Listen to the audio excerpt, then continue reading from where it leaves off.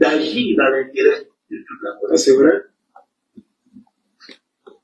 D'agir pour amener les acteurs politiques qui vont compétir en octobre 2025 à s'entendre sur les règles. D'agir de manière à ce que tous ceux qui ont envie de servir ce pays puissent le faire dans l'intérêt de la Côte d'Ivoire. C'est important. D'agir de manière à ce que les intérêts de certains ne prévalent pas sur l'intérêt national. Ça, c'est vrai. Lorsque nous avions parlé de cette forme de malédiction, de maléfisme, de satanisme, de sadisme, de situations regrettables, ceux qui, hier, faisaient la grande gueule parce que Koudou Laurent Gbagbo, digne fils de Côte d'Ivoire, digne héritier de Félix Houphouët-Boigny, véritable démocrate, celui qui a inspiré, celui qui s'est battu et dans la clandestinité et de façon formelle et officielle pour que la Côte d'Ivoire puisse avoir un pluralisme linguistico-politique. Oh, le petit Djoulala, il est venu encore. Il dit qu'il ne comprend pas français, mais il dit des choses souvent. Je pose la question, est-ce qu'il s'amuse avec nous? Celui qui a obligé Houphouët à accepter la pluralité linguistico-politique. Linguistique, c'est-à-dire l'expression plurielle. Pas une pensée unique du maître à la pensée, ou une pensée unique du maître à penser. Ça fait deux choses différentes. Le maître à la pensée et le maître à penser, c'est deux choses totalement différentes. Gbagbo a fait la prison à maintes reprises pour demander l'expression plurielle. Quand vous écoutez des minables, des ratés, des pervers de la trempe de Cissé Bakongo insulter Laurent Gbagbo, les Ivoiriens doivent se poser la question, salut à toi Abou Diakité, les Ivoiriens doivent se poser la question chaque fois qu'ils se réveillent, qu'avons-nous fait? Qu'est-ce que nous avons fait? Quel crime avons-nous commis pour avoir eu confiance à cet homme? Vous allez comprendre ce que vous avez fait et le crime que ensemble nous avons tous commis contre ce beau pays, contre Laurent Gbagbo et même contre la volonté de Dieu. Oui, on a péché. On a commis des erreurs. Vous n'avez qu'à écouter l'homme qui parle, qui dit, quand on est au pouvoir, c'est facile d'accuser les autres de tout et de rien sans apporter la moindre preuve, parce que on monopolise les appareils de l'État. De Félix Houphouët-Boigny à Aimé Henri Konan Bédié, en passant par Guy Robert, sans oublier Koudou Laurent Gbagbo, qui a fait cela?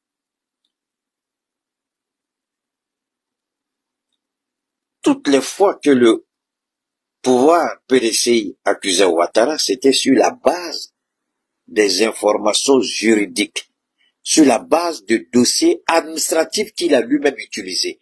Mais le monsieur est tellement malhonnête qu'il refuse de reconnaître lui-même ses propres actions, ses propres faits.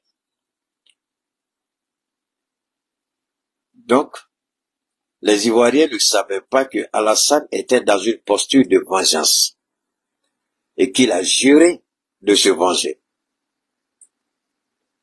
Peu importe les moyens qu'il va utiliser pour arriver au pouvoir. Une fois arrivé au pouvoir, il va montrer aux Ivoiriens qui a mis l'eau dans le coco. Et c'est ce qu'il est en train de faire.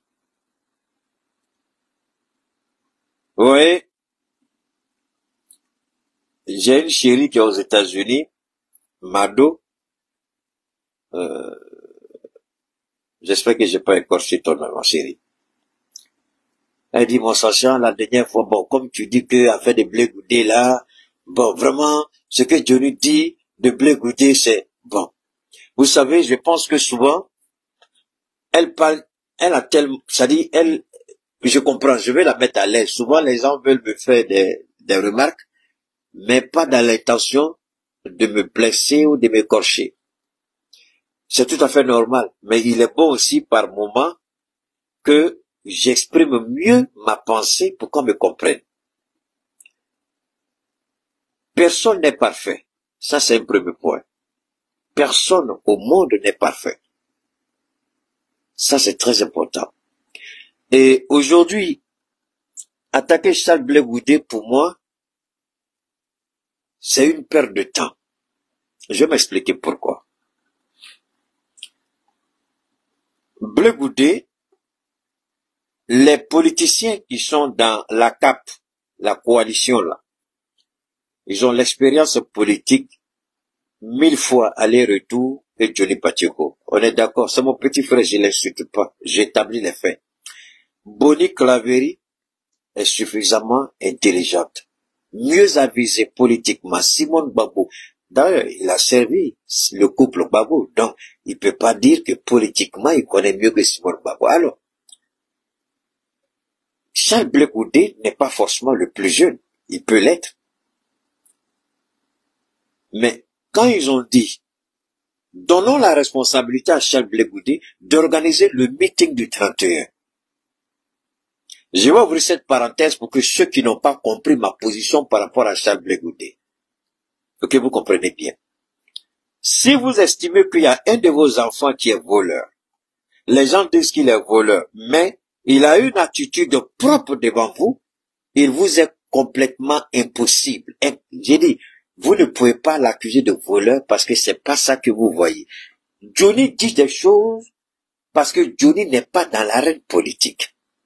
Tous ceux qui accusent Charles Blé Goudé aujourd'hui, ils ne sont pas présents en Côte d'Ivoire, ils ne sont pas sur le théâtre des actions politiques. Mais ils parlent en fonction des informations qui leur sont relayées. La véracité de ces informations, Dieu seul peut être témoin si ce qui est dit est vrai ou faux. Moi, je ne vais jamais défendre ça. Et d'ailleurs, je vais être honnête avec vous. Je l'ai dit, je le répète. Il y a même Johnny Pacheco. Au moment où moi j'attaquais Charles Blé Goudé, Johnny Pacheco était encore au service de Laurent Gbagbo. Johnny Pacheco était encore dans l'arène sécuritaire du FPI. Au moment où moi je disais que, au moment où moi j'étais le premier, et là je ne l'ai pas fait publiquement, j'ai appelé avec mon argent. À l'époque, j'avais reçu 2 révélations claires. La première révélation, c'était concernant l'ancien maire d'Anyama, Hamidou Sylla. J'ai pris mon téléphone un vendredi. C'était 3 autant pour moi. 3. Hamidou Sylla, Gbagbo Laurent, Charles Blé Goudé. J'ai dit, monsieur le maire, puisque c'est pour lui que j'ai reçu d'abord. J'ai dit, monsieur le maire, à ce moment, il n'avait même pas encore été question. Il n'y avait même pas encore eu chose. J'ai dit qu'il sera le candidat retenu de Ouattara. Lui-même, à l'époque, il courait de gauche à droite. Comment faire tout pour faire pencher la balance de son côté? Moi, je lui ai dit, tu te fatigues pour rien. Tu seras retenu candidat. Ça, c'est un. Élection, tu vas aller là. Ce sera contesté. Ils vont reprendre 1000 fois, tu vas gagner 1000 fois. Si il vit, qu'il craint Dieu, et qu'il sait qu'il va mourir demain, si je suis en train de mentir là, Hamidou Sylla, pardon, à cause de Dieu, faut sortir pour dire qu'il a menti. Son petit frère, qui était, comment j'oublie, Mouriferi Sylla, qui était le directeur de l'EPP municipalité.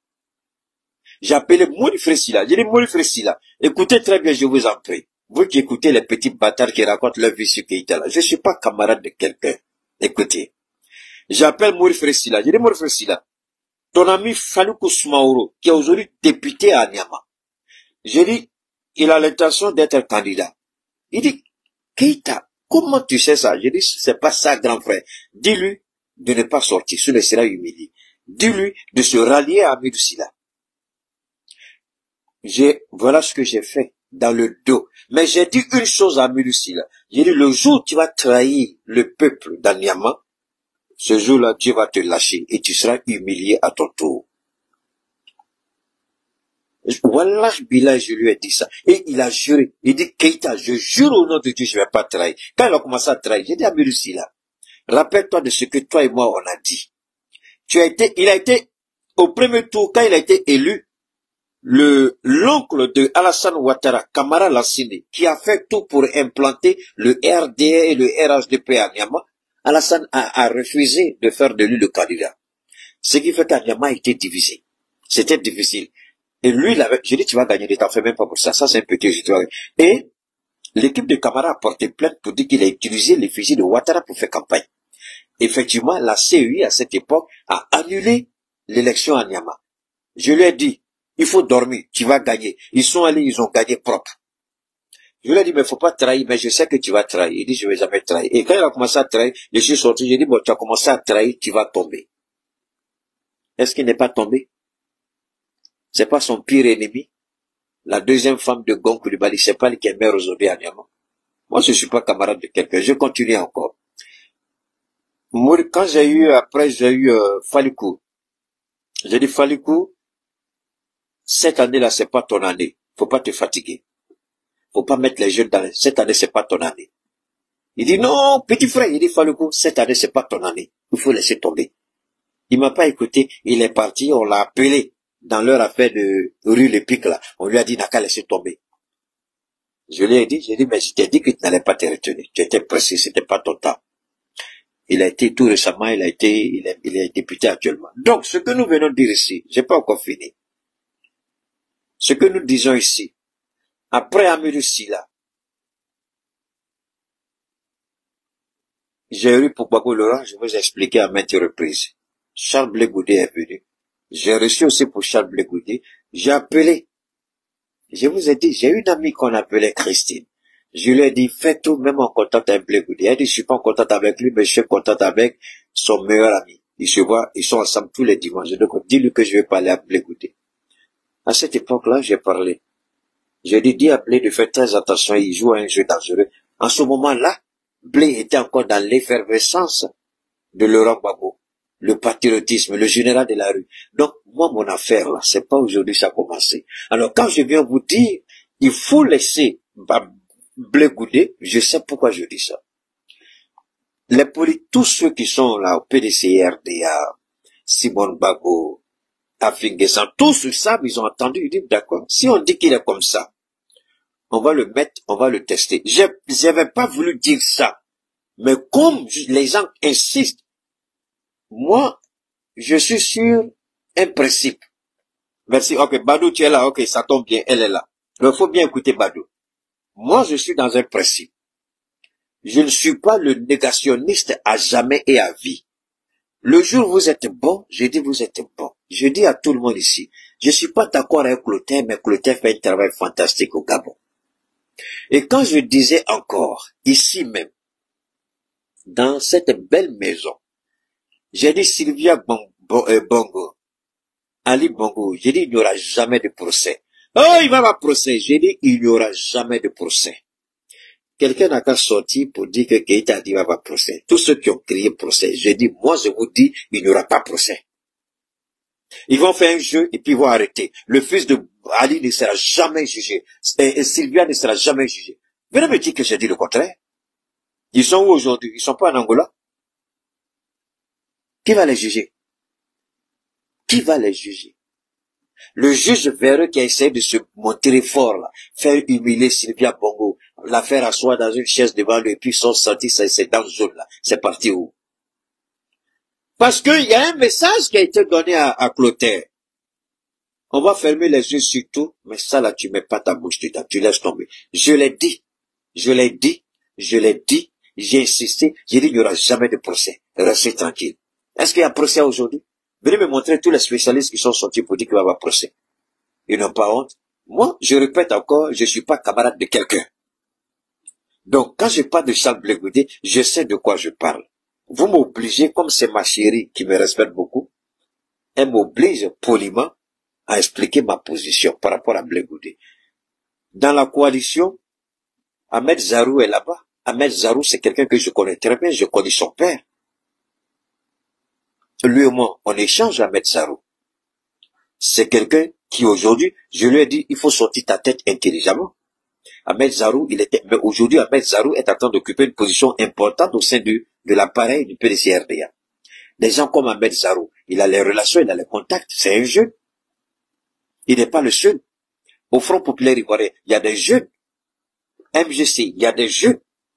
Mais pourquoi ça Blé Goudé qu'ils ont demandé d'organiser? Si tout le monde dit qu'il est voleur, qu'il ment, on le met à l'œuvre pour voir. Il va se mouiller. Donc, quand je dis à mes petits frères que je suis en avance sur eux, c'est pas pour les dénigrer. Quand je dis je suis pas camarade de quelqu'un, c'est pas pour les dénigrer. La coalition met Charles Blé Goudé devant ses responsabilités. Après l'organisation de ce meeting-là, tout ce que vous allez dire de Charles Blé Goudé, vous allez voir les résultats. Où il réussit à organiser le meeting, il a la confiance de la coalition. Où il échoue, tout ce qu'on dit de lui sera vérifié. Donc, quand je dis, laissez Charles Blé Goudé, ne faites pas d'essayer d'obsession, c'est par rapport à ça que je parle. Ma voix a été entendue. Je ne suis pas blacoureux de quelqu'un comme ces petits merdiques saletés de merde, ces petits blacoureux, ces ratés, ces enfants de capote ont percé, ces bâtards avant et après leur naissance là qui disent n'importe quoi. Je ne suis pas leur camarade. Quand j'ai parlé de Charles Blé Goudé, vous ne m'avez pas laissé. Je n'ai pas voulu développer parce que je ne voulais pas mettre la coalition devant les faits. Donc ma chérie Bado, tu vois, l'homme que tu appelles le sachant, il sait très bien de quoi il parle quand il parle de Charles Blé Goudé. Vous confiez une telle responsabilité quand on dit que, mais je vous amène dans la Bible.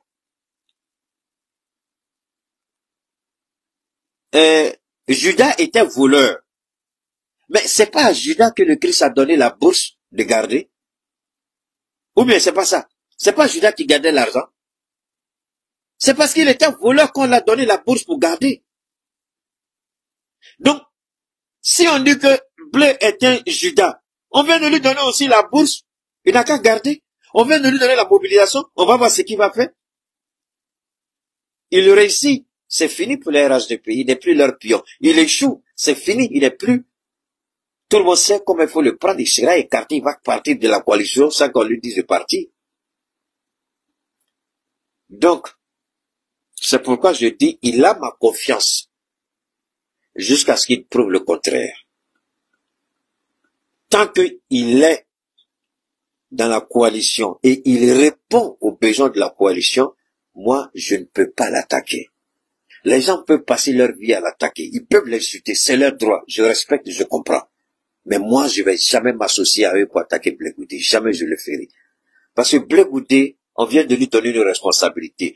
L'échec de la coalition partira de ce meeting. La réussite de la coalition partira de ce meeting. Donc, c'est une responsabilité énorme. Donc, quand vous perdez votre temps à l'attaquer, à le distraire, mais vous faites le travail du RHDP, je suis désolé.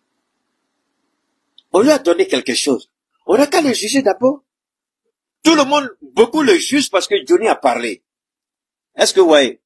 Beaucoup le jugent parce que Johnny a parlé. Alors, mais si beaucoup le jugent par rapport à Johnny, mais pourquoi nous allons continuer à le juger? Pourquoi? Laissons-le nous prouver que ce que Johnny dit est vrai. Laissons-le nous prouver que ce que Johnny a dit est faux.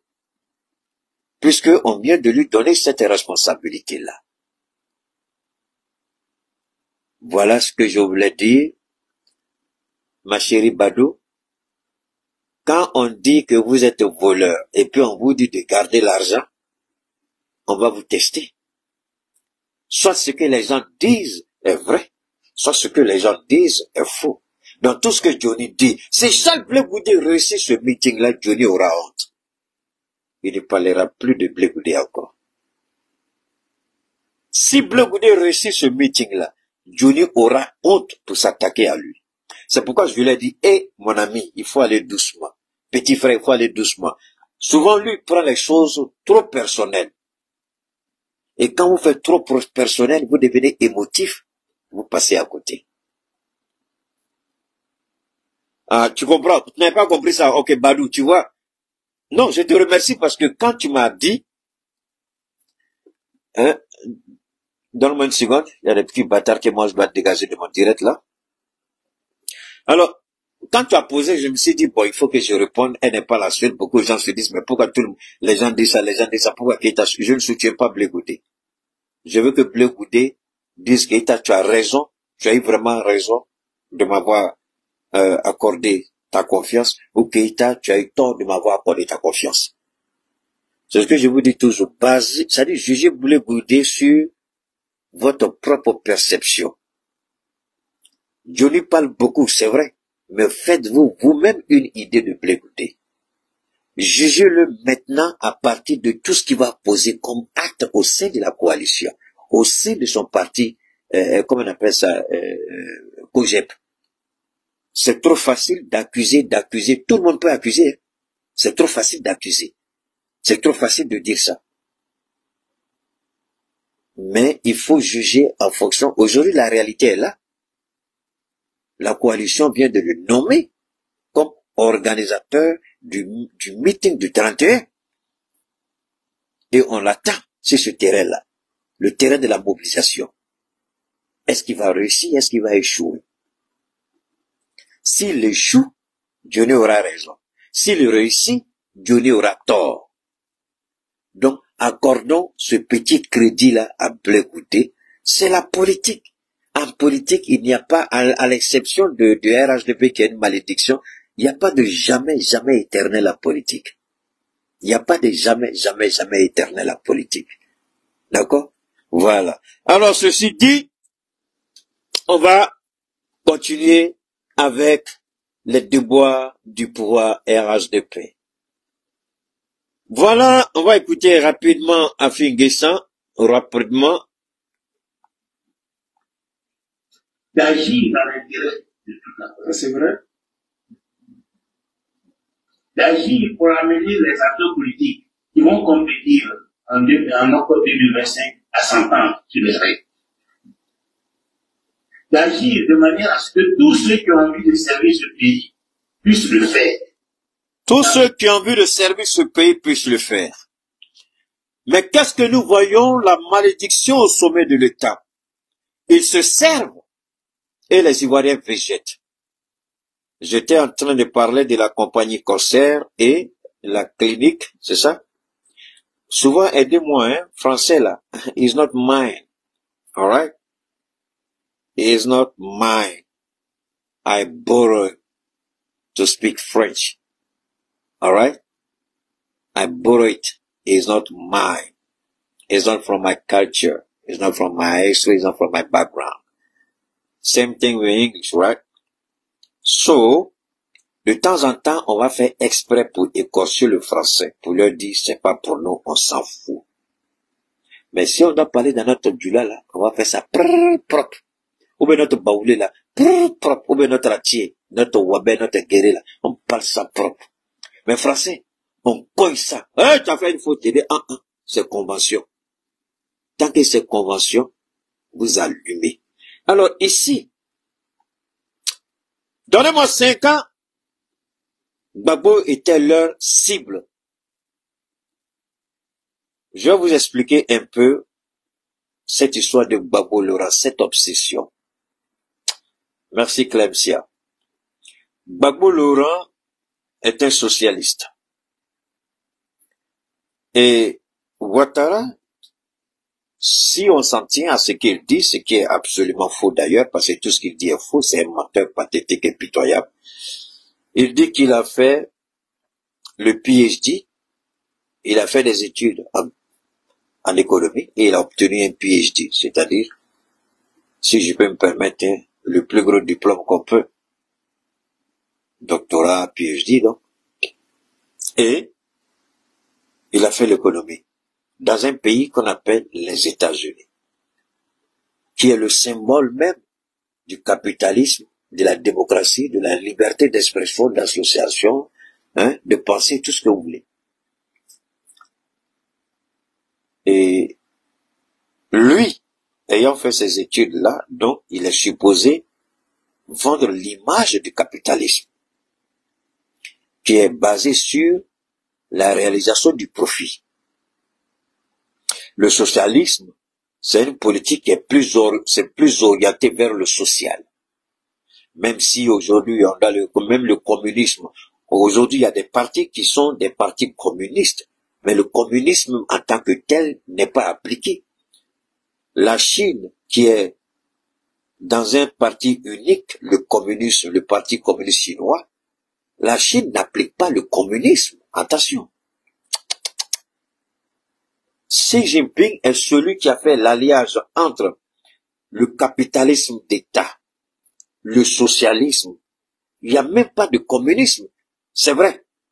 Ils sont en train de, c'est-à-dire leur communisme, ils sont en train de mettre toutes sortes d'infrastructures dans toutes les régions de la Chine. C'est-à-dire que vous ne pouvez pas aller aujourd'hui dans un village chinois et ne pas avoir l'électricité ou Internet.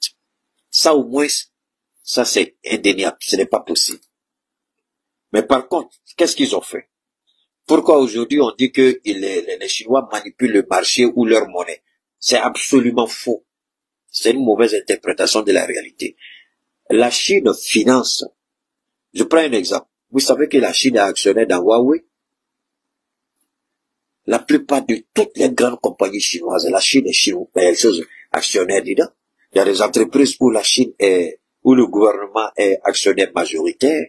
Il y a des entreprises où le gouvernement est actionnaire minoritaire. Mais c'est l'État chinois qui s'est donné dans sa concession de la politique communiste.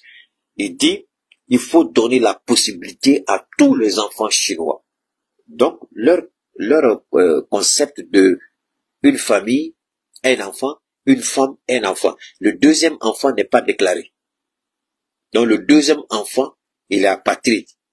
Si vous vous trompez pour avoir deuxième enfant, il n'est pas chinois. Mais vous le cachez.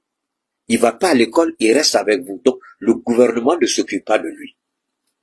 C'est le seul enfant qui est connu que le gouvernement gère. Donc, et là encore, en Chine, il y a une façon de passer les concours, les examens. Quand vous regardez ça, vous êtes malade, tu peux pas tricher. Et le gouvernement chinois a mis en avant la moralité. C'est-à-dire, ils ont puisé de l'histoire ancienne des grands empires chinois que la conduite était fondamentale. La conduite. Donc, quand dans le quartier, par exemple, je prends un exemple, Clemcia, c'est Madame Keïta, ils sont chinois, ils ont eu seul enfant, d'accord, Marietou Yao, elle aussi, Madame Yao, elle a un enfant, ainsi de suite, d'accord, et puis, Draima, un enfant, Mick de Mickey, un enfant, Bella Moussa, un enfant, et puis, on est dans le même quartier, c'est pas ça, nos enfants vont dans la même école. Mais erreur, parmi nous là, aucun de nos enfants ne doit venir avec une mauvaise note. Tous nos enfants doivent venir avec une très bonne note. Et nos enfants, il y a l'école d'excellence, ce sont les meilleurs qui vont là-bas. Et quand ils finissent, c'est l'État chinois qui les emploie d'abord. Bon, il y a beaucoup, quand ils sont, et surtout, bon, chez nous, ils s'en voit beaucoup, hein. C'est-à-dire que nous, on envoie nos enfants en Europe, et puis l'enfant refuse de revenir. En Chine, quand tu fais ça, le gouvernement vient te dire, ton fils a trahi. Donc, l'honneur t'oblige à te tuer toi-même, ou à renoncer à ton enfant.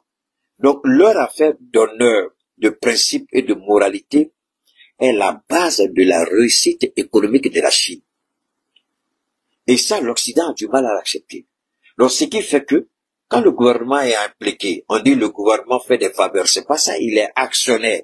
Donc, comme il est actionnaire, il y a des parts de bénéfices qui lui reviennent. Le gouvernement dit d'accord, si vous devez sortir avec tout ce que vous devez payer, du fait que je suis actionnaire, d'accord, ce qui me revient de droit en tant qu'actionnaire, je le fais, c'est-à-dire que sur les transactions. Parce que la Chine a une idée aussi, c'est de dominer le marché mondial. Donc, en réfléchissant ainsi, le gouvernement fait quoi? Le gouvernement dit, ok, ce qui me revient de droit, je ne prends pas. Donc, je le fais sous forme d'abattement fiscal. Maintenant, vous sortez avec vos véhicules, les ordinateurs, les appareils électroménagers, tout ce que vous voulez. Et puis, vous allez sur le marché des autres, vous vendez moins cher. et de meilleure qualité. Ah, et tout de suite, les gens sont énervés. Les Européens sont énervés. Quand les voitures chinoises arrivent en Europe, vous ne pouvez pas vendre pour vous tant que pour eux n'est pas fini. Parce que le gouvernement fait ce qu'on appelle l'abattement fiscal. Et eux, ils disent que la Chine trompe. La Chine ne trompe pas. C'est parce qu'ils refusent de dire correctement comment l'économie chinoise fonctionne. Donc, ils trompent. Ils font croire que les Chinois sont des manipulateurs. Et Trump est trop fort dans ça. C'est des menteurs. Et d'ailleurs, le seul pays au monde qui a fait plier Donald Trump, c'est la Chine. La Chine dit non, on va pas faire demi-tour. Tu frappes, tu fais monter, on peut monter. Finalement, c'est Trump qui est venu, d'accord, ça suffit. Il faut arrêter. On va discuter maintenant. Les Chinois disent, il n'y a pas de problème, on va discuter.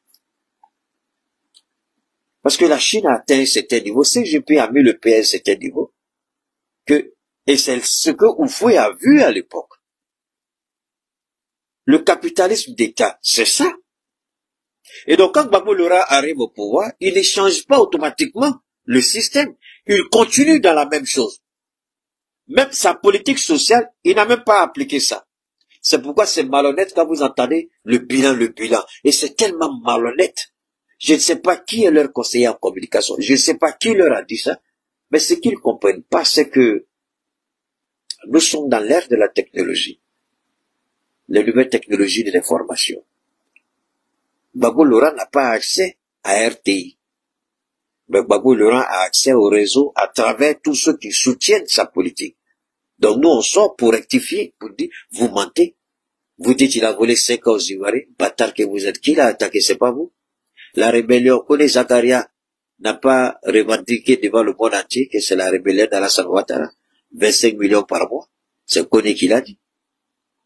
Soro Guillaume n'a-t-il pas affirmé sa paternité et soutenu Alassane Ouattara jusqu'à la fin? Avant que lui-même ne soit encore court-circuité par Ouattara et puis Gongo Lumali, sans oublier Ahmed Traoré. Mais Ouattara n'a jamais laissé quelqu'un. Vous aidez Ouattara va vous détruire. Il a tué Ahmed Bakayoko. Il a poussé Gongo Lumali à la mort. Il a détruit Amadou Cimetière. Jeannot a eu la chance. Il n'est pas le seul. Donc, aujourd'hui, Afi dit au chef de Côte d'Ivoire, au chef, il a, en tout cas, à la chefferie, au roi, il leur dit, attention, vous avez le droit en tant que garant moral de la Côte d'Ivoire de faire en sorte qu'il n'y ait pas d'exclusion. Ouattara prépare une guerre et vous avez le droit d'intervenir. Vous avez le droit de dire non. Permettre à chacun, tous ceux qui veulent servir ce pays, qui puissent le servir. Mais attention, que se passe-t-il en Côte d'Ivoire? C'est Ouattara. Ils ne servent pas les Ivoiriens, mais ils se servent eux-mêmes. Kadia Kamara et toutes les institutions qui viennent de signer avec Coxer, la compagnie aérienne, et c'est une honte. Je vais vous faire écouter quelqu'un. C'est l'échec de la politique du RHDP. On va écouter d'abord Afrique. C'est l'intérêt de la Côte d'Ivoire. C'est important. D'agir de manière à ce que les intérêts de certains ne prévalent pas sur l'intérêt national. Ça, c'est vrai. Et aujourd'hui, pour que cela soit pacifique, il faut que le président Ouattara accepte de dialoguer avec l'opposition. De parler. On lui demande... Alors, regardez bien ce qui se joue en Côte d'Ivoire, je vous en prie. Que les fils de pute, excusez-moi l'expression, mais c'est ce qu'ils sont, qu'ils aient se faire voir ailleurs. L'opposition ivoirienne s'est lancée sur 3 offensives, 3 axes prioritaires. Gbagbo Laurent vise les Nations Unies. Le PDC-RDA vise l'Union européenne. Afin Guessan part à la chefferie. Est-ce que on peut dire ici que ces acteurs politiques ne sont pas pour la recherche de la paix? Est-ce qu'on peut dire ici que ces hommes-là ne sont pas en train de tout faire pour éviter un bain de sang en Côte d'Ivoire? Parce que le bain de sang, une fois que Ça part, personne ne peut contrôler. D'ailleurs, vous avez vu, il y a ce monsieur-là, que j'ai vu sur les plateaux un peu rigolo, après les tirs, là, nourris les coups de feu au plateau. Il y a eu des blessés, des morts, je sais pas trop. Ben, j'ai vu le gars sur les plateaux. Après, il prend la parole et puis il commence à faire Atalakou dans la Ouattara. J'ai dit, ouais. Parce qu'il est venu nerveux. Il sait ce qu'il va dire. Donc, avant de commencer, il trompe tout le monde. Il fait croire que, Alassane Ouattara, petit, tu n'as rien compris. Ceux qui sont en train de vous attaquer là, ceux qui sont allés tirer sur vous là, est-ce que vous avez vu la justice se saisir de ça? Et tu crois que c'est pas des hommes infiltrés du RHDP? Tu sais pas que ce sont les hommes du pouvoir? Qui peut faire ça? Si Ouattara ne prend pas une décision, vous avez entendu qu'il y a eu décision, il y a eu arrestation, il y a eu interpellation de ceux qui ont tiré. Donc lui, quand on lui donne la parole nette, il commence à faire Atalakou dans la salle Ouattara. Quand j'ai regardé, j'ai dit, ça veut pas la peine d'écouter le reste. Mais après, il vient, il essaie d'attaquer les gens. Petit, ton combat est voué à l'échec. Et dit, ils sont allés en justice. Quel juge qui va décider? D'abord, regardez quelqu'un qui prend sur lui-même la responsabilité de faire intervenir des forces spéciales. Parce que ceux qui sont intervenus, on dit que ce sont des gens qui sont venus de, comment on appelle ça, de l'hôtel, c'est quel hôtel là même? Toujours, vers, quand vous prenez la voie là, de la laguna venant d'Artekoubé là, pour aller au plateau là, l'hôtel qui a, c'est Borgo, c'est ça? Comment on appelle l'hôtel là? Où les hommes de Ouattara sont là. Avec, on dit quoi là, leur chef c'est Grouman. Mais c'était les hommes de Grouman, non? Mais Grouman là, c'est pas lui qui est là-bas, au hôtel Sebroko Béou là. Merci. Sebroko, c'est pas là-bas. Grouman, il travaille pour qui? Grouman, il obéit aux ordres de Ténébrema. Ténébrema qu'il gère au nom de Ouattara. Mais si c'était les hommes de Grouman. Parce qu'on a vu le gars, il sait même pas gérer. Avec la Karachnikov, il change et puis il commence à tirer. Mais toi, tu es parti parler sur le plateau là. Tu t'en fais à Atalakou d'Alassane Ouattara. Mais Grouman qui a envoyé ces hommes-là, c'est pas les hommes de Ténébrema. Lui-même, il allait par là, s'il fait pas attention, parce qu'il a parlé pour se protéger. Eh, c'est ça on dit, pays des droits de l'homme. C'est ça on dit que Gbagbo est opposant professionnel. L'erreur qu'il a, il est l'erreur de la Côte d'Ivoire. Et vous êtes la bénédiction de la Côte d'Ivoire. Tout le monde a vu ça. Plein plateau, plein midi. Donc ça veut dire que Grouman là, il n'obéit qu'à un seul homme, sinon deux. Ouattara et son fils Téné.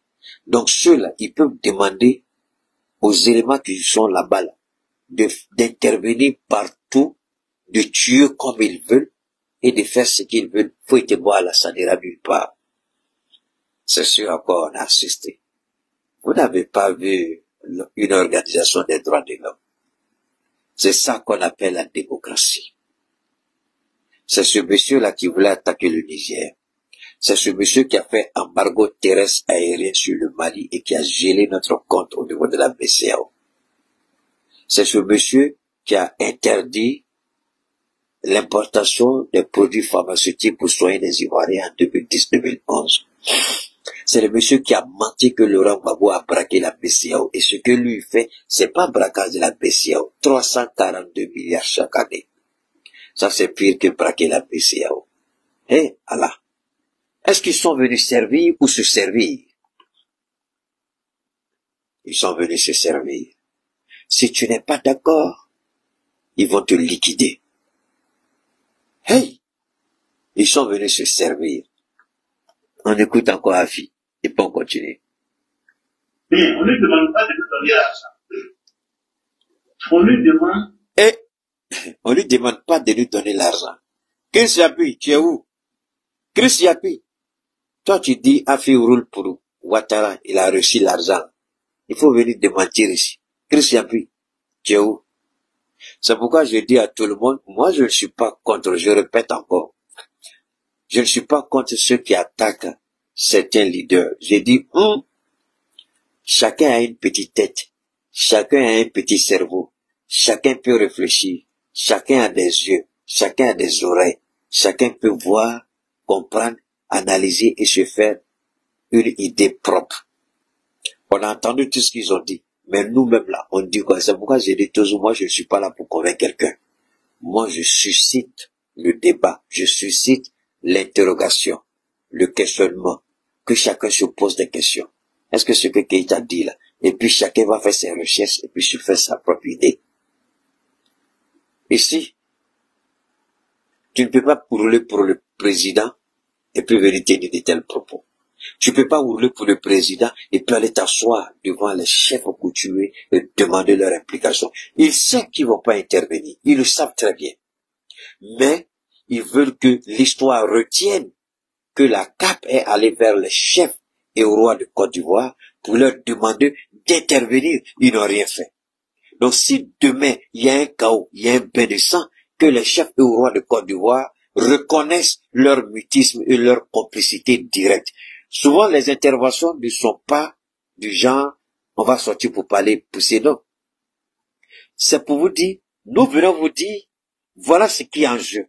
Si vous ne faites rien, vous serez comptable de ce qui va se passer dans ce pays. Et ça, j'apprécie la démarche de l'opposition. On va terminer. On va parler. On va lui expliquer ce qu'il va faire. Et puis il va voir ce qu'il fait pour que ça aille. On n'aille pas à les affronter. On lui demande de ne pas préparer l'affrontement contre l'opposition. Parce que c'est ce qu'il est en train de faire. De sortir de cette logique. Nous ne sommes pas les ennemis de la vie. Nous sommes les Ivoiriens qui veulent aider la Côte d'Ivoire à avancer. Celui qui est au pouvoir ne peut pas préparer la guerre en achetant des armes, des bombes lacrymogènes, en montant la gendarmerie et la police pour qu'elle se prépare à nous affronter. C'est pas ce qu'on veut. Et c'est pas ça ce que les Ivoiriens attendent de nous. Excusez-moi une fois de plus, quand je regarde ce petit minable appelé Christiapi, les gens n'aiment pas que je l'insulte, mais je suis désolé, je suis obligé. Vous savez, quand la vie de la nation atteint un certain niveau, quand on est sur le point d'un basculement, il y a des enquêtes qui n'ont aucun sens. Je l'ai vu la dernière fois, il est tellement à court d'idées que c'est une ancienne employée de Tidjane Thiam, et puis va, woubi. Mais est-ce que ce gars-là, il n'a pas honte dans sa vie? Nous sommes à un moment critique de la vie de ce beau pays, la Côte d'Ivoire, que certains veulent détruire. Que Afi ait le courage de parler ainsi, de mettre les chefs face à leurs responsabilités historiques. Moi je dis, ils ont frappé un grand coup. Je le dis, hein, ils ont frappé un grand coup. Mais attention, ce n'est pas parce qu'ils ne sont pas d'accord que Ouattara va les écouter. Ce n'est pas parce qu'ils sont allés voir, parce que le monsieur, il est dans son petit monde. Il se croit supérieur à tout le monde. Il se croit intelligent que tout le monde. Il ne considère personne. Dans son petit monde, il est le Dieu des Ivoiriens. Il est la bénédiction des Ivoiriens. Qu'est-ce qu'ils veulent faire les autres? Je les attends. Si c'est pas pour dilapider l'argent. Ah bon? Est-ce que la Côte d'Ivoire, un petit pays pauvre, a besoin de 2 avions Airbus? C'est quoi? C'est des Boeing il a acheté ou des Airbus? Bon. Est-ce que la Côte d'Ivoire a besoin de ça? Vous n'avez qu'à regarder la flotte présidentielle. Allez à GATL, posez la question à ceux qui sont à GATL. Combien d'avions il a acheté dans le dos des Ivoiriens? Alors que ces achats-là doivent être validés par tout un processus. Mais souvent c'est fait en complicité totale avec tout le mépris que cela comporte avec certaines institutions et le peuple dans le noir. N'oubliez pas Alassane Ouattara ce qu'il a dit en 1990. Je vais vous rappeler. Quand le journal Notre Voix titrait « Celui qu'on a envoyé pour faire sortir la Côte d'Ivoire de son marasme économique, sauf une résidence de 300 millions. » Et Ouattara a répondu, écoutez très bien ce qu'il a dit. Il a dit, parce que à l'époque, le ministère de l'économie et des finances était directement rattaché à la primature. Et c'était qui? C'était Daniel Kablan-Deka. Il a dit, lui, en tant que premier ministre de l'État de Côte d'Ivoire, il mérite une maison de plus d'1 milliard. Je vous en prie. Moi, là, Keïta, je suis pas capable. Allez-y, regardez, s'il n'a pas dit ça. Il a dit qu'il mérite une résidence. Et cette maison, il a acheté à elle Boni Claveri, avec la famille Boni. Même Daniel Boni Claveri que vous connaissez là. C'est une des maisons de son papa. Parce que M. Boni, je crois qu'il était, je sais pas s'il était médecin, mais en tout cas, il travaillait, il était quelqu'un de très proche à Oufoué.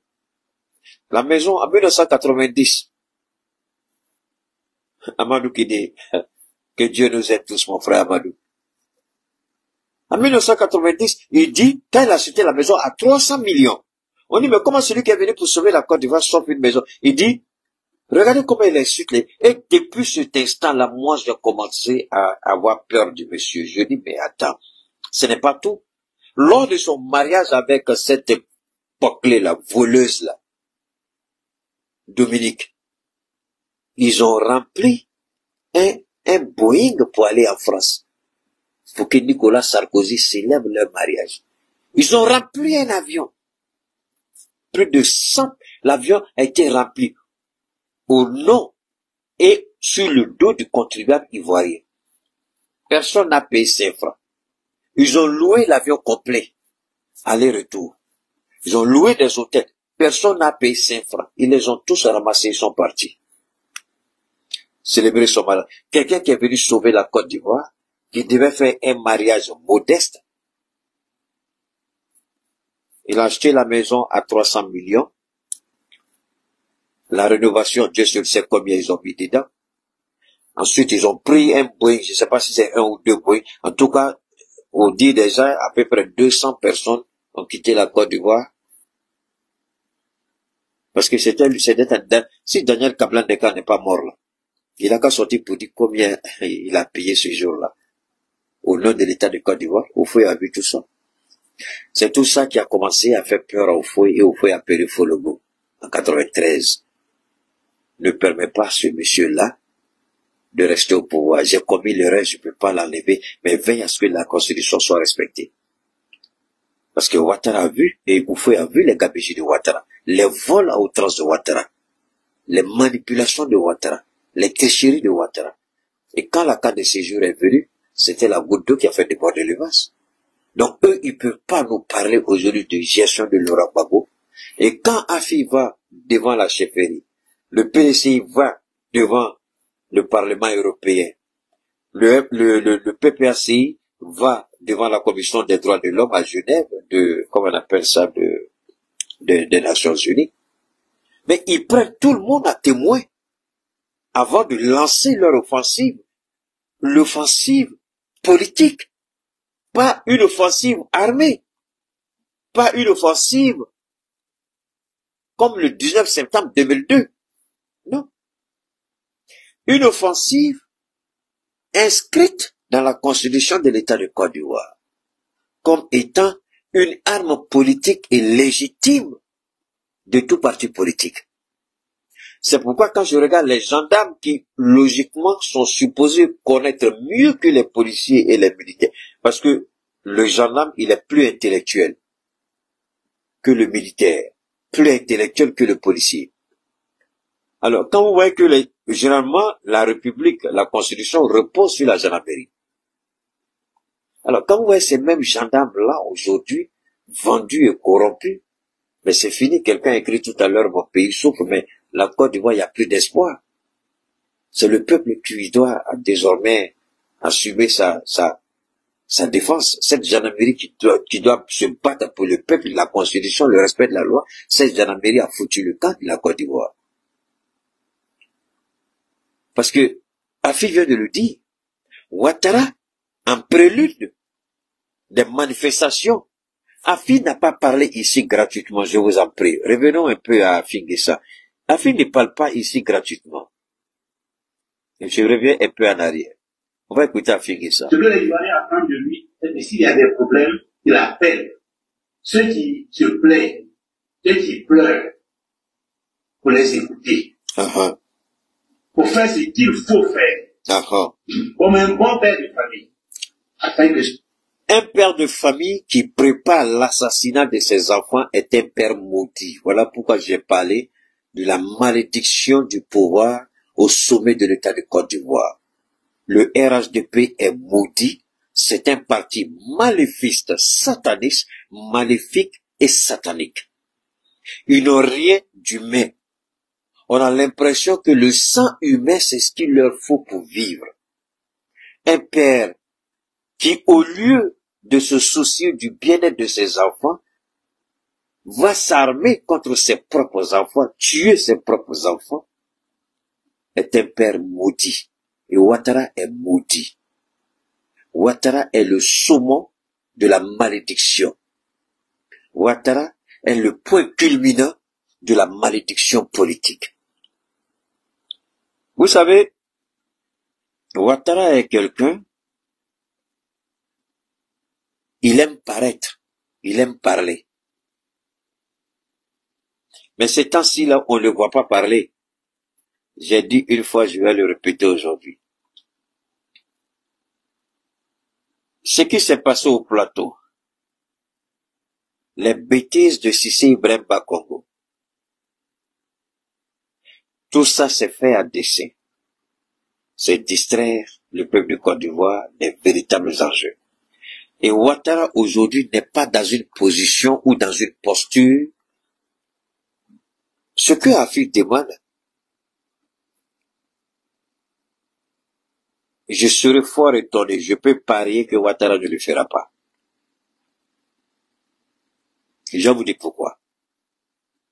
Ouattara n'aime pas qu'on lui dise ce qu'il doit faire. Quand vous dites à Ouattara ce que Ouattara doit faire, c'est comme si Ouattara vous sous-estimez l'intelligence de Ouattara. Et si Ouattara a un sérieux problème, et Ouattara préfère brûler la Côte d'Ivoire que de voir quelqu'un lui dire, Monsieur le Président, faites ceci pour éviter. Et au RHDP, ils savent très bien de quoi je parle. Ouattara n'aime pas qu'on lui donne conseil.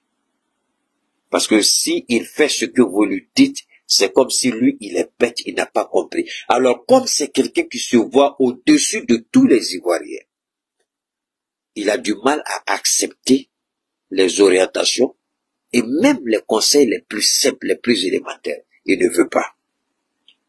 C'est pourquoi, vous l'avez vu dire, qu'est-ce qu'ils veulent les autres? Si ce n'est pas pour dilapider les fonds de l'État, mais pourquoi toi tu peux dire ça si toi-même tu n'es pas un voleur? Seul un voleur peut dire les autres sont des voleurs. Seul un voleur reconnaît ses amis voleurs. Si c'est pas pour venir dilapider, mais Bédier n'a jamais acheté autant d'avions. Gbagbo n'a jamais acheté autant d'avions. Oufoué a plus de 30 ans de gouvernance, n'a pas acheté autant d'avions. Oufoué a fait 33 ans, tu as fait 15 ans. Donc, 15 ans c'est petit. Si Ouattara peut tuer la moitié de la Côte d'Ivoire pour faire ne serait-ce que 30 ans comme Oufoué, au nom de Dieu, Ouattara va le faire. Je répète. Si Ouattara doit tuer la moitié de la Côte d'Ivoire pour faire ne serait-ce que 30 ans de pouvoir, comme Oufoué, au nom de Dieu, Ouattara va le faire. Même s'il doit gouverner les animaux à la place des Ivoiriens, il va le faire. Ne serait-ce qu'on dise que lui aussi, il a fait 30 ans comme Oufoué. Vous n'avez pas eu d'idée de ce qui est cet homme-là au pouvoir en Côte d'Ivoire. Cet homme-là, Dieu m'a déjà montré toute la psychologie et la pensée intercète de l'homme. Il refuse d'écouter. Parce que chaque conseil pour Ouattara, c'est comme une insulte à son intelligence. Le chef et roi que Afi est allé voir là, ici. Cela soit apaisé. Et que la vie continue. S'il n'a pas encore fait, je vous prie d'aller lui demander de le faire. C'est important. D'aller lui demander au nom de la paix, au nom de la réconciliation, de laisser tous ceux qui veulent être candidats, de le laisser compter. Ça, c'est vrai. Dans tous les cas, c'est un Ivoirien qui sera président. Ce n'est pas un Chinois ou un Allemand. Ce sera un Ivoirien. Ce sera l'Ivoirien que les Ivoiriens auront choisi. Et le choix des Ivoiriens est plus important que la lettre des lois. Et c'est ça ici. Aujourd'hui, les gens refusent cette contradiction. Et j'ai toujours dit, je suis heureux qu'un universitaire comme Afinguessan, un responsable de parti politique comme Afinguessan le dise. J'ai toujours dit que le peuple est souverain, le peuple est au-dessus de tout, puisque la constitution vient du peuple, de l'émanation de la volonté du peuple. Vous ne pouvez pas mettre un enfant au monde pour que cet enfant-là soit supérieur à vous. C'est pas possible. C'est inimaginable, c'est impensable. La constitution, c'est l'émanation de la volonté légitime et souveraine du peuple. Donc, c'est le peuple qui, à travers une proposition, accepte de modifier, de changer ou de renouveler la constitution. C'est le peuple. Mais vous avez vu ce bâtard de président maudit. Il décide, il prend la résolution sur lui-même de dire on ne demandera plus au peuple de se prononcer sur les modifications constitutionnelles. Lui, son bic, sa signature, ça suffit. Il a fait ça. C'est pourquoi vous avez vu qu'ils ont modifié la loi électorale sur le parrainage des candidatures.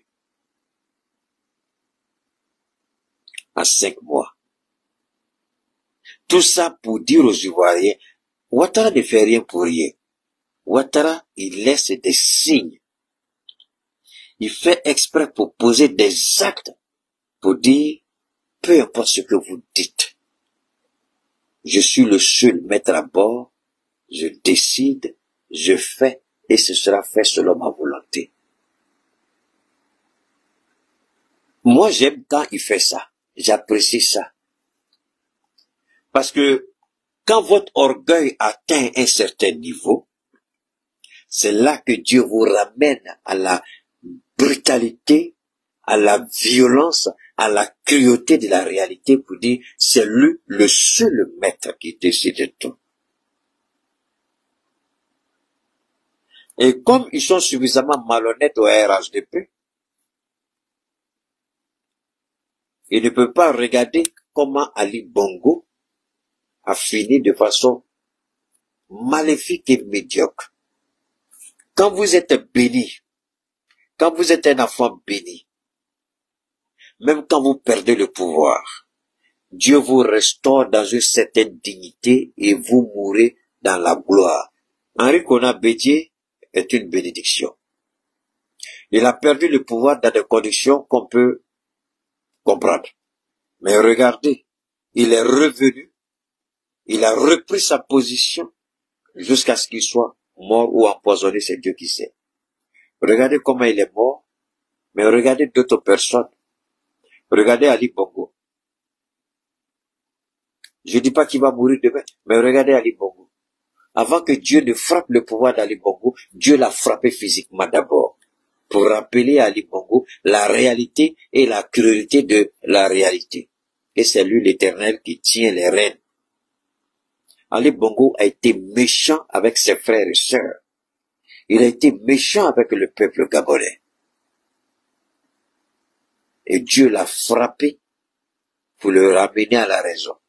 Mais la femme maléfique et sataniste qu'il a, comme Sylvia, elle a continué. Et vous l'avez vu. Le Ali qui était gros, costaud. Ali qui était gros, gaillard, costaud.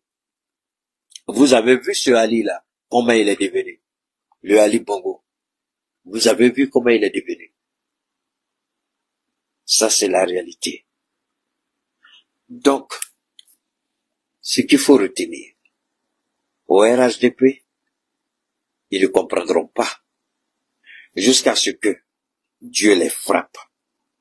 Mais vous voyez, ne pensez pas qu'Alassane Ouattara n'a pas fait d'AVC. Il a fait une multitude d'AVC.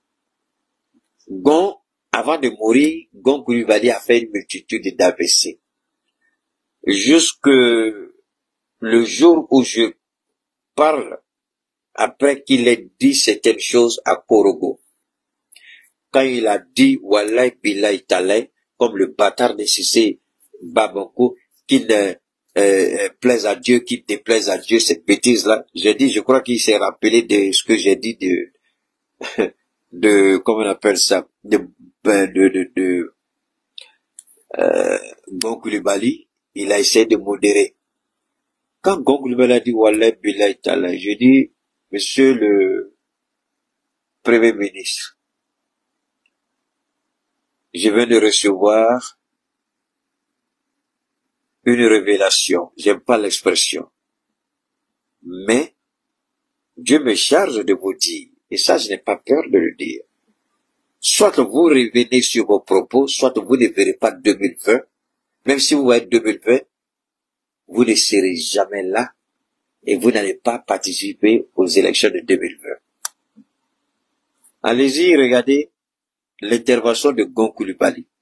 Le lendemain, et puis regardez ce que j'ai dit le même jour. Pour moi, là, ces preuves-là, je ne tourne pas, je suis la preuve est là. Je ne tourne pas, je dis, bon, si tu ne sors pas, tu viens de signer ton arrêt de mort, et j'ai dit ça. J'ai dit, 2020, là, tu ne participeras pas. Quand il a fait ses chutes jusqu'à ce que la chute fatale arrive. J'ai dit, d'accord, comment je parle, tu crois que je suis un petit blacro? D'accord? Dieu dit de te dire ceci. Et la dernière chute, quand elle est partie en France, j'ai dit à sa maman, j'ai dit à sa femme qui est, sa concubine qui est mère à Niama, Fatim. J'ai dit, bon, tu es une grande sœur de quartier, je te respecte bien. Dis à ton mari, il attend de commettre des erreurs. S'il ne se ressaisit pas, il verra pas 2024, il n'y participe, 2020, il n'y participera pas. Et quand on a commencé à parler avec les Chris Yapi, les Maï Kamara, tout le monde, Ouattara voulait narguer même Dieu. Ils font visioconférence dans son bureau. Et puis on publie. J'ai dit à Alassane Ouattara, c'est pas de Dieu que tu te moques. Donc Gon Coulibaly, il dit, Gon, tu rentres en Côte d'Ivoire, tu fais pas une semaine, tu vas casser la pique. Il est rentré, est-ce qu'il a fait une semaine? Il est rentré, il n'a pas fait une semaine, il a cassé la pique. Là où il est tombé, là, au palais, il s'est plus levé. Il dit, moi là, je suis pas camarade de quelqu'un, détestez-moi, haïssez-moi, je m'en fous. Allez, moi, je me vante pas, hein, c'est pas, non, on vole pas paternité, hein. C'est pas une fierté pour moi. Il est papa de quelqu'un, il était mari de quelqu'un, il était enfant de quelqu'un, mais c'est à cause de ce qu'il faisait, de ce qu'il disait que nous avons, j'ai lancé la lettre, il n'a pas écouté. Est-ce qu'il ne m'écoutait pas? Il m'écoutait. Puisque même sa femme avait peur de me parler. Sa femme Fatigue, qui est ma grande sœur de quartier. Je jouais ballon avec ses petits frères, là du Bamba, comment on appelle ça, Abou, Sekou, et puis ces deux petits, tout, j'allais à la maison, chez eux. Mais elle a refusé de me parler à cause de politique, à cause de son mari. J'ai dit, je m'en fous que tu me parles ou pas.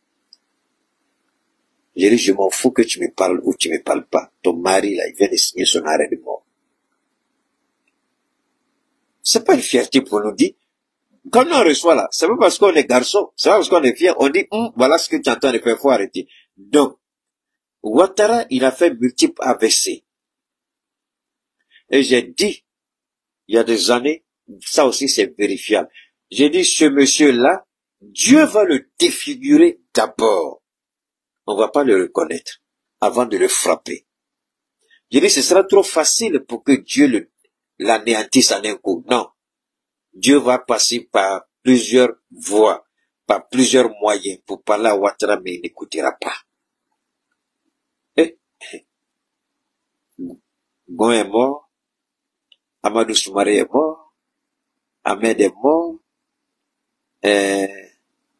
Ali Bongo a perdu le pouvoir, le président guinéen Alpha Condé est tombé, Ibeka est tombé, il est décidé qu'il repose en paix. Beaucoup autour de lui, mais j'ai dit, malgré tout ça, il ne comprendra pas. Il dira qu'il est trop fort. Il dira qu'il est divin. Il dira que son pouvoir, là, ça vient de Dieu, l'autorité de Dieu. Mais ce qu'il ne sait pas, Dieu l'a rejeté il y a longtemps. Et le rejet de Dieu, c'est pas le rejet des hommes. Dieu peut vous rejeter. Vous pouvez rester au pouvoir encore des années. Mais le jour où il va vous frapper, on ne vous reconnaîtra pas. Et le jour où il va frapper Ouattara, on ne le reconnaîtra pas. J'insiste et je persiste parce que je sais d'où je tiens cette parole. C'est pas un être humain. C'est pas un féticheur, c'est pas un marabout. Si un marabout, quelqu'un qui dit ça là, qu'il soit maudit à jamais. Moi, je reçois pour moi depuis le siège céleste. Vous allez le voir. C'est pas fini. Dieu prend du temps pour frapper Ouattara pour une seule raison que je vais vous développer rapidement. Et puis on va continuer. Les musulmans ont trop pleuré à côté de Dieu. Les musulmans ont trop invoqué Dieu. Et Dieu est sensible à sa propre parole. Dieu est sensible à son propre nom. Vous n'allez pas utiliser mon nom en vain, il a dit. Mais le nom de Dieu a été utilisé. On a immolé des animaux. On a fait des jeûnes. On a fait, comment vous appelez ça? Les gens se sont isolés pendant des jours, des mois et des mois. Invoquer Dieu. J'ai dit, l'invocation, Dieu l'a répondu. Mais c'est pas Dieu qui a donné le pouvoir à Ouattara. Je répète. Dieu a répondu. Mais comment Dieu peut répondre à l'invocation puis ne pas donner le pouvoir? Bon, je l'ai dit, je vais le répéter, répétition est appelée. Oui. Il a répondu l'invocation et il a permis à Gbagbo Laurent d'inscrire Ouattara sur la liste électorale, quand bien même que Ouattara n'est pas ivoirien. Parce qu'on sait, il a 2 documents administratifs basés sur du faux. Aucun des 2 documents n'est valide. Tout est faux. Mais pour la paix, c'est pourquoi je dis que Gbagbo ne sera jamais humilié. Et quand le bâtard de Sissi Bremba Congo s'attaque à Gbagbo, qui est un rescapé, un ressuscité politique de Dieu, qui s'apprête à Sissi Bremba Congo, Dieu va le gérer. Alors, ici, je reviens encore rapidement. Il y a tellement de bâtards qu'ils sont en train de chasser aujourd'hui. Donc, pour nous, je répète, Ouattara n'écoutera pas. Ouattara n'écoutera pas. Ouattara aura la sourde oreille. Comme tous ces rois que vous avez connus, comme Pharaon, comme toutes ces personnes autant pour moi, identifiées et dans la Torah, et dans la Bible, ancien, nouveau, et comme dans le Coran. Parce que quand Dieu vous endurcit, Dieu vous rend sourd, aveugle et muet pour vous frapper copieusement. Et Ouattara sera frappé. Il sera frappé. La maladie ne sera pas tout. Vous avez entendu? Le président américain vient de déclarer qu'il est malade. Le cancer agressif de la prostate. Mais le cancer de Ouattara, c'est un cancer violent. C'est un cancer rebelle. Ce cancer-là, on n'a pas son traitement. Il y a une femme qui me dit, Keita, Dieu merci. Sinon, celui-là même, là, il peut se passer dans le dos de quelqu'un, il peut acheter ton produit là pour traiter le vieux là. J'ai dit, ils sont tellement gonflés et idiots, ils vont sous-estimer nos produits, ils vont jamais nous appeler. Elle me dit, oui, Dieu va les rendre sourds, muets et aveugles. Donc, Afik descend à parler au chef. J'ai pas fini, hein. On a autre chose. On va écouter une dernière fois Afik, et puis on continue. On écoute.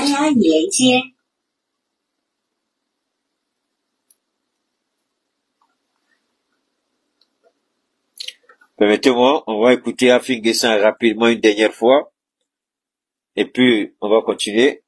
Beaucoup parlé, mais c'est par rapport à la situation, à l'enjeu, que j'ai été aussi là, je voudrais m'en excuser si je l'ai bien exagéré. Mais voilà, les nouvelles qui nous amènent cet après-midi devant vous. Je voudrais vraiment encore une fois vous dire merci. Alors, Afin Guessin, on dit merci à la CAP. Il y a cette offensive. Ils vont partout. Mais Ouattara n'écoutera pas. Ouattara sera rigide. Ouattara sera inflexible. Ouattara sera sourd aux appels. Ouattara sera aveugle face à la réalité. Parce que Dieu en a décidé ainsi. Parce que Dieu veut le détruire. Parce que Dieu veut l'anéantir. Je l'ai toujours dit, quand Dieu veut vous anéantir, il va vous laisser entre vos mains. C'est Dieu qui nous sauve tous, hein, d'une manière ou d'une autre. Mais quand Dieu se retire, c'est l'orgueil qui prend le dessus. Vous n'écoutez plus. Vous vous croyez tellement fort, tellement puissant, inarrêtable, inattaquable, imbattable. Tous les superlatifs sont bons. Parce que pour vous, c'est ainsi. Et Dieu vous laisse agir ainsi. Jusqu'à ce que, à la dernière minute, vous arrivez au carrefour de Si je savais. Là où, comment vous dites ça? Vous prenez la route de Si je savais, vous arrivez au carrefour de, quoi la fin? Je m'en fous. Ah, vous prenez la route de Si je m'en fous et puis vous arrivez au carrefour de Si je savais. Donc, Ouattara actuellement, il est sur la route de je m'en fous. Je n'écoute pas. Je n'ai pas besoin. Jusqu'à ce qu'il arrive au carrefour de Si je savais. J'aurais dû vous écouter. Si je savais, j'aurais dû mettre bas la tête. Si je savais, j'aurais dû être clément. Si je savais, mais ce jour-là, le si je savais n'aura pas d'effet ni autorité. Et Ouattara va subir la colère de l'Éternel. Donc, vous ne pouvez pas faire ce que Ouattara fait et prétendre ne pas payer le prix. Ce n'est pas possible, soyons sérieux. Je suis d'accord avec ceux qui ne sont pas d'accord avec... Oh là là. Donnez-moi une seconde. Donnez-moi une seconde. Oh là là. Voilà. Voilà, merci. Alors, je vais vous faire écouter ceci d'abord, avant de vous faire écouter ça. On va écouter ça. Et que ça, c'est pas bon. Mais estimer que c'est bon. Quand c'est de l'égalité, tous les citoyens, on a confié la légalité à une institution qui s'appelle le Conseil constitutionnel. Ça, c'est Nous sommes les républicains. On respecte son pays. On respecte ce que le Conseil constitutionnel dit. On ne vient pas dire sur un plateau de télévision que le Conseil constitutionnel a violé la Constitution. Ça, même dans d'autres pays, c'est passible de poursuites judiciaires. Ça, c'est on a tous des avis. Par contre, on n'est pas le... Ça, c'est Arthur Banga, c'est pas ça? Et Allah. Lui, là aussi, sa maman va dire, j'ai mis enfant au monde. Son papa va dire, j'ai mis enfant au monde. Ses frères et sœurs vont dire, on a notre grand frère qui s'appelle Arthur Banga. Et Arthur, dans quelle école tu es allé? Dans quelle sauce on t'a préparé? Et Arthur. Hey! Aïe! Et ceux-là aussi, on dit, ils enseignent. Tiens, je comprends que nos enfants en Côte d'Ivoire sont devenus des petits drogués, des petites prostituées. Vous ne pouvez pas avoir comme enseignant, comme pédagogue, un homme adoubé d'une malhonnêteté et d'une carence morale et prétendre recevoir quelque chose de bon de la part de cette personne. Vous savez, nous au lycée par exemple, que ce soit au lycée ou à l'école privée, mais au lycée c'est beaucoup mieux. Là on était un peu ouvert. Quand tu vois le professeur, c'est vrai qu'à notre époque, nous on était beaucoup liés à nos professeurs, on était beaucoup amis. Mais le professeur, quand tu le voyais, il incarnait certaines valeurs. il incarnait certaines valeurs. Tu le vois, il incarne quelque chose. Le respect. Même si les professeurs, on savait qu'ils tapaient les petits coups bas, mais il y avait quand même ça. Et je remercie Dieu, hein, parce que à Bondoukou, quand même, je me refais toujours à Bondoukou parce que vous allez à l'école, mais le point de votre maturité, je dirais pas morale, mais intellectuelle et psychologique, débute quelque part dans un endroit, et surtout quand vous rentrez en possession de certaines réalités. Et Bondoukou est vraiment cet endroit, cette région, cette école, ce lycée, qui a façonné cet homme psychologique là, le début de cet homme là que je suis. Bondoukou est le point de départ. Et après Bondoukou, l'université, évidemment, et les États-Unis ont peaufiné l'homme que je suis. Donc, je peux dire que mon retour en Afrique ne m'a, à part le patriotisme qui s'est greffé, mais l'homme véritable que vous voyez, c'est Bondoukou et puis les États-Unis. Et je suis fier quand même d'avoir été toutes ces années aux États-Unis, d'avoir appris. Et ce qui m'a beaucoup marqué, c'est que je discutais avec une amie du Burkina. Je dis, tu sais, aux États-Unis, je n'aimais pas écouter comme ils disent, ne va pas là-bas, ne va pas là-bas. J'ai dit, moi, j'allais toujours à la confrontation pour apprendre. Je dis, toutes les fois que je me suis retrouvé devant un juge aux États-Unis, c'était par excès de vitesse. Et je me rappelle la dernière fois que le juge qui m'a, il dit, je veux plus te voir ici, je veux plus te voir chez moi ici. Prochainement, tu viens là. Là, ce sera une autre histoire. Je veux plus te voir. Apprends à conduire calmement. Je lui dis, bon, là-bas aussi, tu as le choix. Soit tu fais ce qu'on appelle les travaux d'utilité publique, ou tu payes. Et moi, je me disais que j'étais trop balèze pour faire le travail de... Donc, je payais. Et je crois que c'était 300, c'est ça, ouais. 300 $, quelque chose comme ça. Sinon, tu as fait 1 ou 2 semaines de travaux où tu payes. Moi, je dis franchement, j'ai pas le temps pour aller, donc je paye. Et c'était toujours par excès de vitesse. Ça, au moins, ça, c'était ça mon problème. Excès de vitesse, c'était tout. Et, bon, ce n'est pas que j'aimais me retrouver face à ces situations-là, mais j'aimais pas que quelqu'un se mette devant moi pour dire, faut faire ça, faut pas faire ça. Donc, j'allais à la confrontation, et puis j'apprenais de mes erreurs, et c'est ce qui m'a formé. J'ai enduré. Il y a des moments où je pleurais, mais il y a des moments où je comprenais, je supportais, et puis j'avançais. Mais vous voyez, quand vous avez été moulé dans une certaine moule pour devenir une certaine personne, il y a des choses que vous ne ferez jamais. Jusqu'à ma mort, je vais jamais me rabaisser au niveau de cette merde qui a un nom propre, mais qui en réalité ne mérite pas ce nom, Arthur. Quand vous prenez l'histoire d'Arthur, pas cette merde, hein, mais l'histoire, vous allez voir que Arthur est un grand nom. Bon, une grande personne qui a marqué son histoire. Mais cette malhonnêteté-là, cette bêtise humaine, vous l'écoutez, il est tellement malhonnête qu'il ne peut même pas regarder la réalité en face. Écoutez-le. Hassan Ouattara lui-même n'est pas le conseil constitutionnel. Si Hassan Ouattara dit là, c'est même pas légal. Il y a une seule institution qui donne la légalité.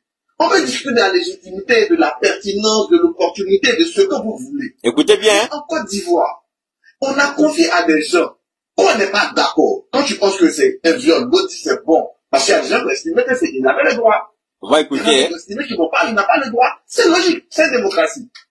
Quand on finit de faire ça, il y a un monsieur, un groupe de gars qu'on appelle les sages. Eux, ils s'asseyent, ils écoutent et puis ils disent bon, on a écouté, c'est ça là qui est légal. Ces messieurs sont assis. Ils ont validé la candidature. Ils ont validé. Est-ce que, avant même que je parle là-haut, Allah, lui, il est né comment? Posez-lui la question, parce que franchement, si cette bêtise humaine, cette déchéance et décadence morale, cette perversion et perdition morale appelée Arthur Banga, si ce qu'il dit c'est tellement beau dans les oreilles, pourquoi Ouattara a organisé la rébellion le 19 septembre 2002? Pourquoi il a dit, on va laisser, il y a des gens qui vont bien lui répondre. Alors, pourquoi il y a eu plus de 3000 morts en 2010-2011? Quand les gens parlent, c'est vraiment pitoyable. Et tant qu'on sera dans une telle logique, je vous jure au nom de Dieu, on se battra pour la Côte d'Ivoire, mais tant que ceux-là seront à la tête de ce pays, il n'y a rien. Écoutons. Élection. Nous ramenons encore le débat de la légalité, c'est nous ramener 10 fois en arrière. Il y a Lassine qui dit que il a peur qu'une nouvelle candidature d'Alassane Ouattara donne lieu à des trous. Mais je voudrais vous rappeler que Alassane Ouattara n'a jamais fait de trous dans les élections. Non. Wow. Blaise Lasse ensuite, professeur, allez-y. Merci beaucoup. Peut-être j'aurais bien. Voilà, maintenant. Alors, je reviens sur encore des pots. Maintenant, je vous en prie, insultez-moi ou insultez mon papa, je m'en fous. Je suis dans la vérité. Dieu lui-même a insulté. Insulter ma maman, je m'en fous. Dieu lui-même, il a insulté. Mais ici, là, hey, si j'ai raison, que Dieu vous maudisse, que Dieu vous détruise, que vous ne connaissiez point de paix tant que Dieu n'aura pas fini de détruire votre petite vie de merde. Parce que ce que nous faisons ici, c'est pas un jeu. Ce que je fais ici, c'est pas un jeu. Ça, c'est Abidjan. Je ne suis pas sur ce plateau, mais écoutons. Nous, on ne fait que rapporter, et je ne parle pas parce que je parle, je rapporte des faits d'abord, et puis ensuite j'analyse. Écoutons maintenant. Pour les propos du ministre de la Justice, Sassane Kambélé, devant le Parlement en 2016, Monsieur le député, son Excellence, Monsieur le Président de la République, a toujours dit qu'il ne serait pas candidat en 2020. C'est un homme de parole. Je répète, c'est un homme de parole. Et je tiens à vous rappeler que je pourrais démontrer comment il lui sera impossible d'être candidat en 2020. Là, je vous parle du ministre de la Justice de Côte d'Ivoire. Et Arthur Banga, là, j'ai oublié son Doumbia. Voilà, Yakuba Doumbia. Désolé d'avoir. Ils disent que M. Alassane Ouattara, qui est le chef de l'État, en ce moment, ne savait pas ce qu'il disait lorsqu'il disait que la Constitution ne lui permettait pas de se présenter. Ils disent que M. Tour Mamadou, qui est le prochain, ne savait pas ce qu'il disait lorsqu'il disait que M. Alassane Ouattara ne pouvait pas se présenter. Ils disent que M. Sassane Kambélé ne savait pas ce qu'il disait lorsqu'il disait que M. Ouattara ne pouvait pas se présenter.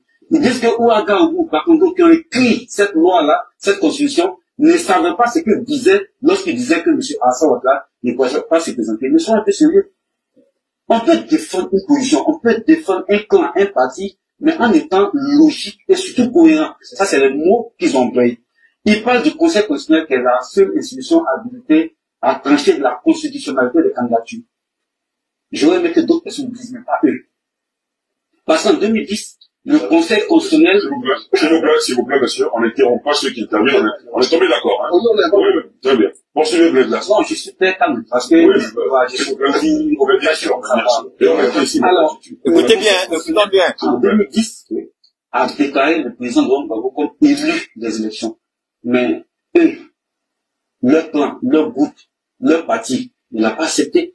Ils ont fait descendre des hordes, des rebelles, des dozos pour tuer, pour violer, pour piller jusqu'à prendre le pouvoir d'État par la force. Donc tout le monde parle du Conseil constitutionnel sauf eux. J'ai entendu le maire tout à l'heure parler, il dit en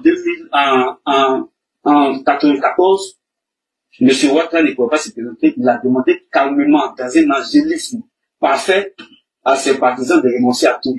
Je ne sais pas s'il parle du même Alassane Ouattara. Parce que celui-là disait en 99, je vais frapper ce pouvoir et il tombera. Mais là, ça fait en 2000, j'arrive. Non, tu as décrit un angélisme. Je reviens sur les propos. En 2000, Écoutons bien, hein. Ce qu'il veut dire, vous avez parlé tout à l'heure de 94, et vous êtes tombé à 99. justement, parce que à chaque fois, il nous dit que pendant tout son parcours, M. Ouattara, qui est le chef de l'État actuel, n'a jamais été à la source ou à la base de tout que ce pays aurait connu. Donc je dis qu'en 99, il a dit qu'il va frapper le régime Moricon, qui va s'effondrer. Ça me met en porte-à-faux ce qu'il vient de dire. Mais en 2000, d'après lui, c'était un conflit qui opposait Robert Gueye à Laurent Gbagbo. Mais en 2000, il a demandé à ses partisans de descendre dans les rues parce que le pouvoir était dans les rues. Et puis le Chanier, il y a eu un procès du Chanier. Quand ça les arrange, ils veulent qu'on respecte la justice. Quand ça ne les arrange pas, la justice ne les intéresse pas. Il y a eu un procès concernant le Chanier qui a innocenté Laurent Gbagbo, qui fait même pas de quoi. Oui, écoutez bien. Il ne faudrait pas qu'on ait une indignation vers un amour de la justice à géométrie variable. Ouattara, normalement, au vu de ce que lui dit, au vu de ce que les rédacteurs de la position disent, ne peut pas se présenter. Maintenant, si eux qui le soutiennent disent qu'ils ne savaient pas de quoi ils parlaient, je prends acte. Bon, voilà, vous avez écouté, hein, mais je vais vous ramener ici rapidement. Je vais vous ramener sur les propos de l'asthme. On va écouter. Je vous remercie pour la clarté de la question que je vous ai posée. En fait, vous subodorez que le président de la République entend être candidat en 2020. Monsieur le député, son Excellence, Monsieur le président de la République, a toujours dit qu'il ne sera pas candidat en 2020. C'est un homme de parole. Et je tiens à vous rappeler, je pourrais vous démontrer comment il lui sera impossible d'être candidat en 2020. Et vous savez, tous les exemples que vous avez pris, tous les pays dans lesquels les chefs d'État ont entendu se maintenir au pouvoir ont fait la réforme constitutionnelle avant les élections. Avant les élections. On fait la réforme constitutionnelle avant les élections. Pas après. On fait sauter le verrou avant. Et on va aux élections.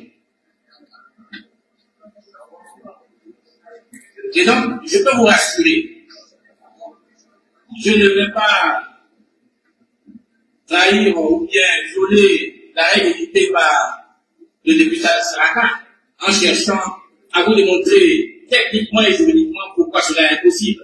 Mais je peux... Donc, techniquement et juridiquement, Alassane Ouattara ne peut pas être candidat. Ça, c'est pas Bako Laurent, c'est pas Soro Guillaume, c'est pas Henri Kona Bédier, c'est pas Finguessan, c'est pas Simone, c'est pas Charles Blé Goudé, mais c'est le ministre actuel de la Justice, garde des Sceaux, Sassan Kabili, qui est encore ministre à ce poste. Alors, par quelle alchimie Alassane Ouattara est devenu candidat en 2020? Il veut récidiver. Comme un cancer métastasé, il veut revenir encore être candidat en 2025. Alors, quand nous disons que c'est la malédiction au sommet de l'État, la parole n'est pas respectée, la parole donnée, il n'y a pas d'honneur, la parole donnée, il n'y a pas de dignité, il y a parole donnée, on donne sa parole, c'est comme la petite prostituée ou le petit prostitué dans la rue. Il peut se prendre autant de clients que possible. Alassane Ouattara n'a ni honneur, ni dignité, parce qu'il n'a jamais honoré sa parole. Il croyait manipuler le président Aimé Henri Kona Bédier. Et quand il a vu la détermination de l'homme à vouloir revenir au pouvoir, Alassane Ouattara a tourné sa veste. Il a ignoré sa parole, il a craché sur sa parole, il a renoncé à sa parole, l'honneur, la dignité, la moralité, la probité, tout a foutu le camp parce que c'est un revachard, c'est un revachard autant pour moi, c'est un homme de mission, il était en mission de vengeance. Il avait cru berner Bédier, mais quand il a compris que Bédier n'était plus bernable, alors il a décidé par tous les moyens de se maintenir au pouvoir. C'est quelqu'un comme ça là que vous voulez nous faire croire qu'il va écouter. C'est pourquoi je dis, malgré les injonctions, malgré les interpellations, malgré partout où ira l'opposition significative, pour que Alassane Ouattara soit appelé à la raison, Alassane Ouattara n'écoutera pas. Alassane Ouattara fera ce qu'il veut. Alassane Ouattara ne se soumettra pas à l'ordre de la morale, de la dignité et de l'honneur, puisque lui-même n'a ni honneur, ni morale, ni dignité. Donc, ce que nous faisons aujourd'hui, c'est de dire aux Ivoiriens de se réduire la ceinture. Personne ne viendra se battre pour la Côte d'Ivoire. Il appartiendra à la Côte d'Ivoire de se battre pour elle-même. Il faut que les Ivoiriens se souviennent qu'à une époque de l'histoire de ce beau pays, avant les colons, ce pays a connu des troubles. On connaît les vagues successives, l'occupation successive, l'implantation successive. Il y a encore des garçons en Côte d'Ivoire, il y a encore des hommes en Côte d'Ivoire, il y a encore des garçons piles. Est-ce que Ouattara peut tuer tous les Ivoiriens, les 40 ou 50 000, je ne sais pas si ça fait 50 millions aujourd'hui, mais Ouattara peut-il tuer tous les Ivoiriens? Il prend les armes, pendant combien de temps il va rester avec ces armes-là? Pendant combien de temps il croit qu'il pourra encore rester au pouvoir? Mais vous pouvez manipuler une fois, 2 fois, 3 fois, mais vous n'allez pas le faire tout le temps et toujours. À un moment donné, le cycle de la violence, la psychose de la peur va disparaître. Et les gens diront, qu'est-ce que nous avons à perdre? Mieux vaut se battre que de rester dans de telles conditions. Et quand vous regardez ce que l'État de Côte d'Ivoire est en train de faire, utilisez votre argent, l'argent de votre sueur, le travail de votre souffrance, l'argent que vous avez durement gagné et qui sont prélevés comme taxes. Cet argent mis de côté, certaines personnes s'estiment au-dessus de vous, au-dessus de la nation. Donc, si eux, ils sont malades net, parce que ce qu'il faut pas oublier, attention, quand Kandja a signé ce document-là, c'est pas l'institution seulement. Non. Non. C'est toute leur famille qui bénéficie. Toute leur famille. Tous les enfants de Kandja ont passeport diplomatique. Tous ceux-là, eux, tous ont passeport diplomatique. Donc, ils ont accès gratuitement. C'est comme ça ils ont fait pour tuer Air Afrique. Vous vous souvenez Air Afrique? Ce qui a tué Air Afrique là, c'est ça exactement. C'est ça qui est là. Rappelez-vous Air Afrique que Foy avait mis en place avec un certain président. Air Afrique était une compagnie qui faisait la fierté des Africains. Mais c'était ça. Pendant les vacances, on ramasse tous les enfants du ministre première classe, ils vont passer les vacances à Paris, à Washington. Partout, dans toutes les grandes capitales, les gens allaient là-bas. Air Afrique était la compagnie de l'élite africaine. Alors, à défaut d'utiliser Air Ivoire, ils utilisent l'argent des Ivoiriens avec une autre compagnie qu'on appelle Corsair, c'est ça? Pour faire cette bêtise-là. Et les Ivoiriens, ils savent que les Ivoiriens ne feront rien. Si nous, on n'en parle pas sur les réseaux, vous assumez, vous subissez. Mais ce que nous vous disons ici, que vous soyez d'accord ou pas, si vous ne vous levez pas pour revendiquer votre droit et pour dire trop c'est trop, il faut arrêter un jour, ce que vous subissez aujourd'hui, vos enfants vont subir ça. Parce que vos enfants diront, si mon papa a subi, pourquoi moi je suis dedans? Moi je m'en fous. Donc, on va passer d'une société de moralité à une société de dépravation. Pour que les jeunes gens puissent se retrouver, il faut aller dans la dépravation des mœurs. Et c'est là que vous allez voir certains vices. Vous allez vous poser la question, mais d'où viennent ces vices? Parce que vous n'avez pas été assez courageux, assez fort pour dire non. Parce que ça va aller mal. Ça va mal finir. Et ça, si les Ivoiriens ne se lèvent pas pour dire trop c'est trop, bon ben, nous espérons que le temps est portant conseil, que l'opposition va jouer pleinement son jeu assumer pleinement son rôle et tenir tête au RHDP, malgré les violences, malgré les attaques, malgré les intimidations, malgré les arrestations, malgré les emprisonnements, malgré les injustices. Il faut tenir dur parce qu'il s'agit là de la survie de la Côte d'Ivoire et il s'agit de l'avenir de nos enfants. Merci infiniment à toutes et à tous. On garde le contact. À très bientôt. Merci.